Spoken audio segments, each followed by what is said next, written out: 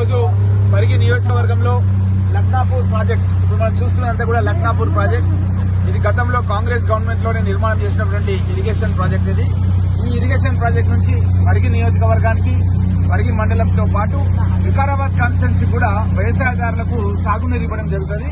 ఈ ప్రాజెక్ట్ లోపల ఇక్కడ ఉన్నటువంటి పరిగి నియోజకవర్గం ప్రజలకు, వికారాబాద్ జిల్లా ప్రజానికానికి ఒక బోటింగ్ సౌకర్యం కల్పించాలని ఎప్పటి నుంచో నేను అనుకుంటున్నాను.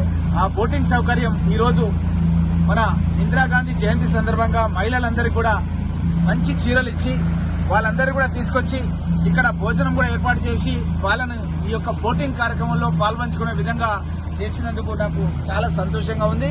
ఇది ఇంకా తెలంగాణ టూరిజం కార్పొరేషన్ ద్వారా ఈ యొక్క బోటింగ్ కార్యక్రమం ఎప్పుడు కూడా నిర్వహించబడుతుంది. ఇక్కడ కొన్ని కాటేజెస్ ఏర్పాటు చేస్తాం. నైట్ టైంలో కూడా ఎవరైనా స్టే చేయాలంటే ఆ కాటేజెస్ లో ఉండొచ్చు. వాళ్ళ బంధుమిత్రులు కానీ ఇంకెవరైనా ఫ్రెండ్స్ వచ్చినా సరే ఇక్కడే స్టే చేయొచ్చు వీకెండ్స్ లో. కానీ చాలా మంది హైదరాబాద్ సిటీ నుంచి కూడా మన దగ్గర కోట్పల్లి ప్రాజెక్ట్ కు వస్తున్నారు.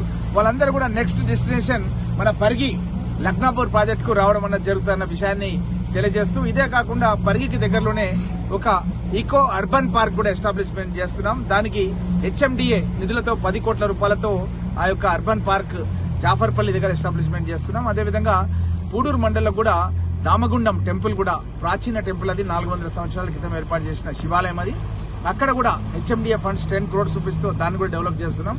ఈ విధంగా పరిగి నియోజకవర్గం లోపల చాలా ప్రదేశాలు టెంపుల్ టూరిజం అనేది కూడా ఉంది. టెంపుల్ టూరిజం అంటే పామండ రామలింగేశ్వర స్వామి దేవాలయం ఉంది. అక్కడ ఏకశిలా పర్వతం ఉంది. ఆ ఏకశిలా పర్వతం అనేది దగ్గర 50-60 ఎకరాలలో ఒకే ఒక పర్వతం ఉంటది. ఒకే ఒక రాతి కట్టడం పైన శివుడు వెలిసింది అక్కడ.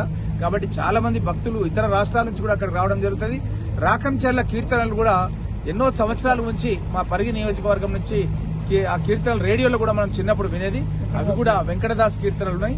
అవి కూడా మా పరిగి నియోజకవర్గంలో ఉన్నాయి.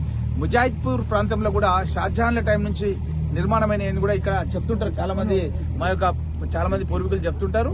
అక్కడ కూడా ఏదట్లయితే చార్మినారు ఇవన్నీ ఉన్నాయో అట్లాంటిదే కట్టడాలు కొన్ని అక్కడ ముజాయిద్పూర్ గ్రామంలో ఉన్నాయనే విషయాన్ని కూడా తెలియజేస్తూ, పెద్ద ఎత్తున హైదరాబాద్ నుంచి టూరిజం అట్రాక్ట్ చేయడానికి మన పరిగి నియోజకవర్గంలో మైలారంలో కూడా ఒక వెంకటేశ్వర స్వామి ఆలయం ఉన్నది.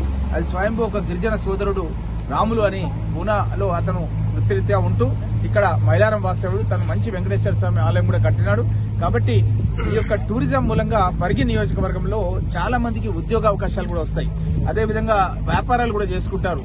నిరుద్యోగ యువకులకు అన్ని విధాల సహాయ సహకారాలు ఉంటాయి. కాబట్టి ప్రజలకు కూడా ఈ యొక్క టూరిజం మూలంగా వాళ్ళు సంతోషంగా వాళ్ళ ఫ్యామిలీతో, వాళ్ళ పిల్లలతో గడపడానికి వీలవుతుంది. కాబట్టి ఈ యొక్క బోటింగ్ సౌకర్యం కల్పించడం జరిగింది.